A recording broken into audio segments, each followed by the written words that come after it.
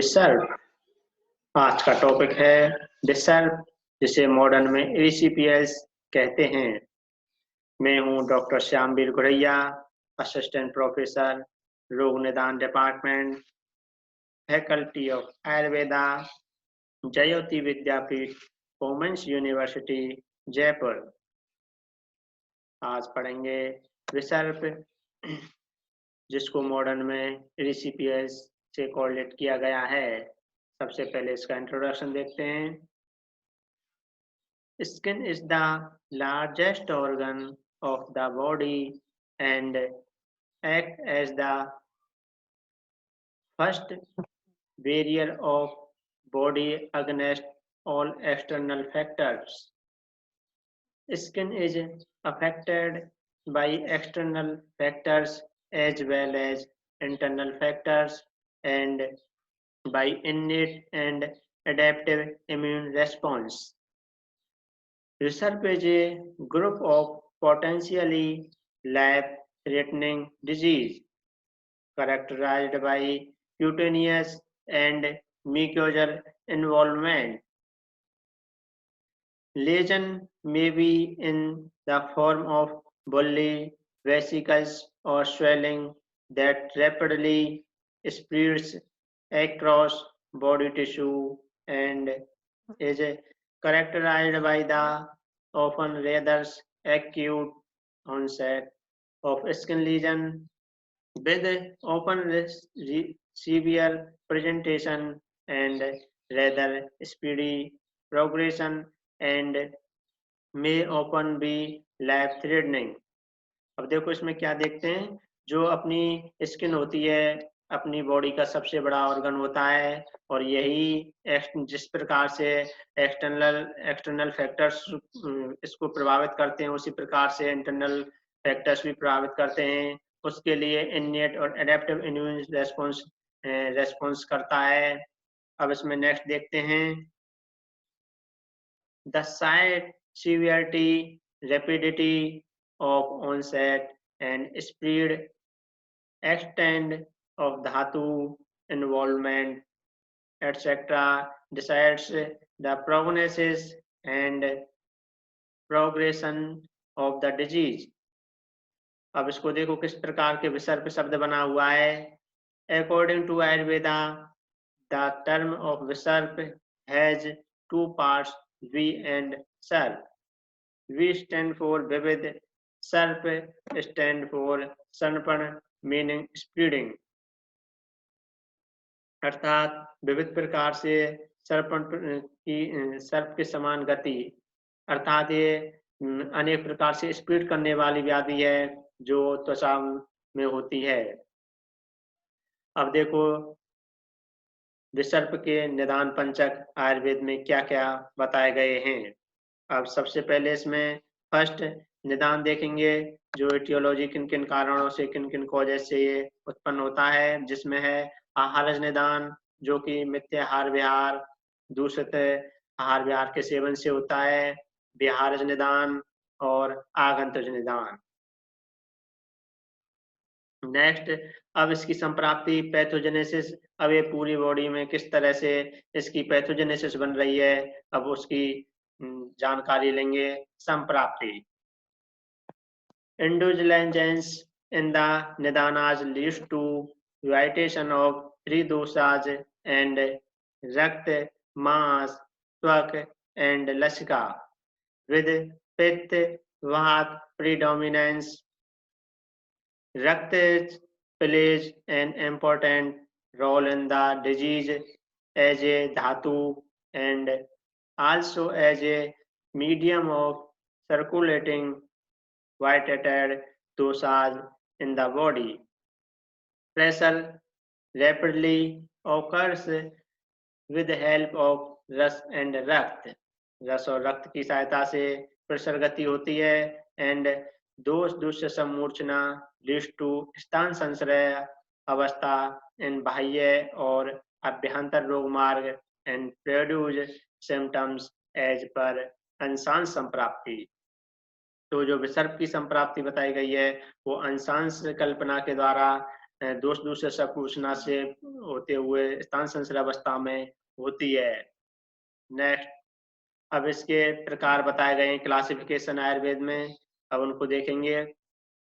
रोग मार्ग के आधार पर 3 प्रकार बताए गए हैं, classified into 3 major types based on the रोग मार्ग and site of स्थान संश्रया। बाह्य आश्रय विसर्प इरिसिपियल्स स्प्रेडिंग सेलुलाइटिस अफेक्टिंग शाखा, जो बाह्य आश्रित विसर्प होता है वो शाखा आश्रित होता है, शाखाओं को प्रभावित करता है। शाखाओं में रस, रक्त, मांस ये धातुएं उनको बताया गया है। सेकंड पॉइंट, अभ्यंतर आश्रय विसर्प, जो इंटरनल ऑर्गन्स हैं वो अभ्यंतर को प्रभावित करने वाले होते हैं, इंटरनल ऑर्गन्स को। उभय आश्रित विसर्प, जो बाह्य और अभ्यंतर दोनों भागों को प्रभावित करते हैं। नेक्स्ट, दोष अनुसार विसर्प के 7 भेद बताए गए हैं, जिसमें पहले है वातज विसर्प। इसके अंतर्गत वात दोष की प्रधानता बताई गई है। दूसरा नंबर पैत्तिक विसर्प, जिसमें पित्त दोष की प्रधानता होती है। थर्ड, कफज विसर्प, जिसमें कफ दोष की प्रधानता बताई गई है। फोर्थ, आग्नेय विसर्प। आग्नेय विसर्प में वात और पित्त दोष प्रधान बताए गए हैं। फिफ्थ, ग्रंथि विसर्प। ग्रंथि विसर्प में वात और कफ दोष की प्रधानता बताई गई है। सिक्स्थ विसर्प का नाम है कर्दम विसर्प। इसमें मुख्यतः पित्त और कफ दोष प्रधान होते हैं। और लास्ट है सन्निपात विसर्प, जिसके अंतर्गत त्रिदोष अर्थात वात, पित्त और कफ तीनों दोष प्रधान रहते हैं। नेक्स्ट, आचार्य भागवत एक अन्य विसर्प का भी वर्णन करते हैं, जैसे छतस विसर्प की संज्ञा दी गई है, जो कि ट्रोमा या बाह्य आघात इत्यादि से उत्पन्न होता है। अब नेक्स्ट देखते हैं असाध्य विसर्प के क्या क्या लक्षण होते हैं। इनक्यूरेबल विसर्प के क्या क्या क्लिनिकल फीचर या क्या क्या सिम्टम्स होंगे जिनके कारण विसर्प असाध्य की श्रेणी में आएगा। मर्मागतम, that which affects श्रीणिमासम, withering of mass, श्रीणिस्नायु, withering of snayus, श्रीणिशिरा, withering of veins, trachyllin, weeping, सबगंध, cadaveric smell।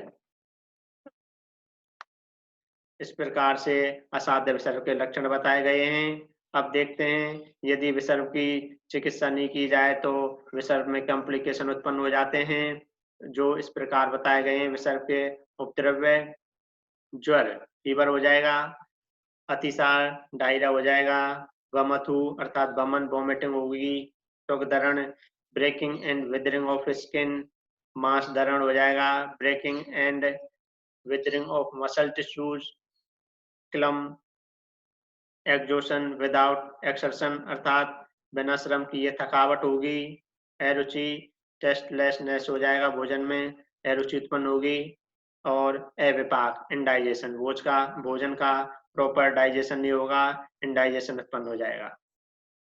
अब देखते हैं मॉडर्न व्यू विसर्प का। मॉडर्न व्यू में इरिसिपेलास से इसका कोरिलेशन किया गया है। इरिसिपियस किस प्रकार से इसका मॉडर्न में वर्णन है, अब वो जानकारी देते हैं। Erysipelas is a skin infection. It is a form of cellulitis, but unlike cellulitis, which affects deeper tissue, erysipelas only affects the upper layer of the skin. देखो अब इसमें erysipelas क्या है, स्किन इन्फेक्शन की एक डिजीज होती है, और ये कि सेलुलाइटिस का ही फॉर्म होती है, लेकिन ये सेलुलाइटिस नहीं होती, और यह डीप टिश्यू को अफेक्ट करने वाली होती है, मेनली स्किन की अपर लेयर को अफेक्ट करती है। अब इसमें कॉजेज देखते हैं, टियोलॉजी किस किस कारण से इसमें ये उत्पन्न होती है। ACPS develops when streptococcus bacteria enter the skin through cuts of sorts. Skin injuries that increases the chances of developing ECPS include। अब स्ट्रेप्टोकोकस बैक्टीरिया के कारण शरीर में कहीं कट लग जाए, छाले पड़ जाएं, उनके द्वारा ये बैक्टीरिया प्रवेश कर जाता है और ECPS डिजीज को उत्पन्न करता है। अब ये कट किस प्रकार से हो सकते हैं, जैसे cuts to the skin, ulcers or bed sores, insect or animal bites, wounds from surgery। तो इस प्रकार से ये कट के द्वारा स्ट्रेप्टोकोकस बैक्टीरिया स्किन में प्रवेश कर जाता है और ECPS डिजीज को उत्पन्न करता है। अब इसके साइन एंड सिम्टम्स या क्लिनिकल फीचर्स क्या क्या होंगे वो देखते हैं। Often a person will feel unwell before visible signs of ECPS appear on the skin. Symptoms can include fevers, chills, shivering, and high temperature. Sear on contrast, the skin is then usually affected in a particular area and can appear in one of the following ways: swollen and shiny, redness हो जाएगी, warm and tender to the touch, blister उत्पन्न हो जाएंगे, blister में severe cases में blister फफोले उत्पन्न हो जाते हैं, sharp edge between the affected area and unaffected area, red streaks above the affected area, can turn purple or black in severe cases। तो इस प्रकार से इसके साइन और सिम्टम्स बताए गए हैं। अब इसका क्या मैनेजमेंट होगा, क्या ट्रीटमेंट करेंगे, अब वो जानकारी लेते हैं। ECPS का ट्रीटमेंट।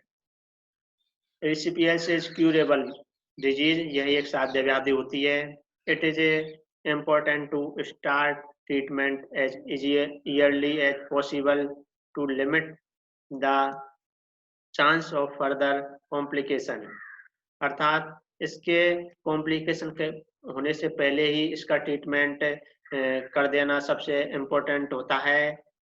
सिम्टम्स देखते ही इसका ट्रीटमेंट करना चाहिए, कॉम्प्लिकेशन उत्पन्न नहीं हो पाए उससे पहले ही इसको ट्रीट करना चाहिए।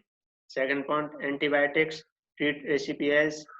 The exact type will depend on what germ is causing the problem, but it will often contain penicillin।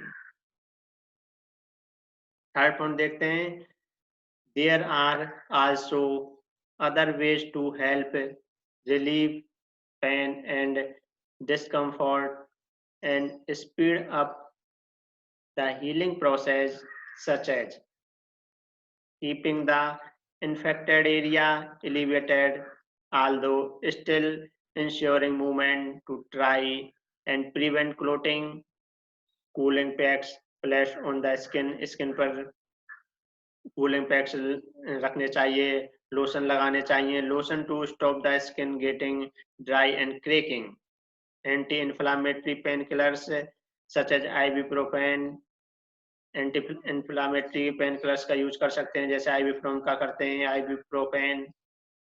Compression stocking एक थेरेपी होती है जो इसमें बहुत महत्वपूर्ण काम करती है। Compression stocking, once the infection has settled, treatment for any breaks in the skin, often with a prescribed cream that is applied directly।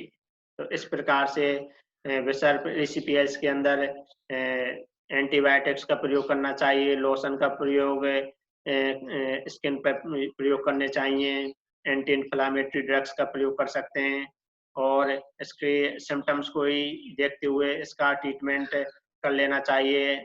उसकी नेक्स्ट स्टेज में यह बहुत कॉम्प्लिकेटेड हो जाता है। इस प्रकार से इसकी ट्रीटमेंट बताया गया है। Thank you.